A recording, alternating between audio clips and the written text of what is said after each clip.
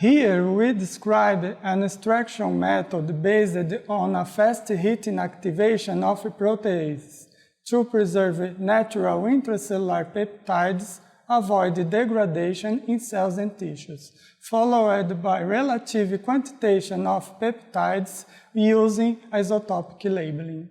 This labeling method has some advantages. The reagents are commercially available, inexpensive, chemically stable, and allows the analysis of up to 5 samples in the single LSAMS run.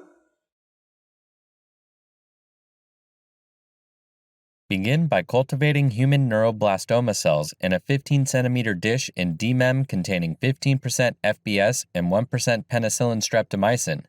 Maintain the cells at 37 degrees Celsius under 5% carbon dioxide. Wash the cells twice with PBS.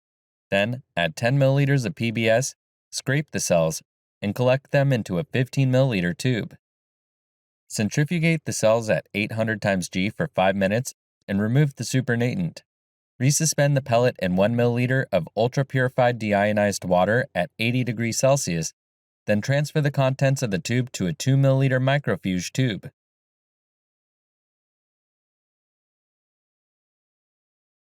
After heat inactivation of zebrafish, collect the whole brain in a 2 milliliter microfuge tube and freeze it at -80 degrees Celsius until analysis. Resuspend the tissue sample in 1 milliliter of ultra-purified deionized water at 80 degrees Celsius and sonicate with a probe using 30 pulses of 1 second. Incubate the cellular lysate or homogenate tissue at 80 degrees Celsius.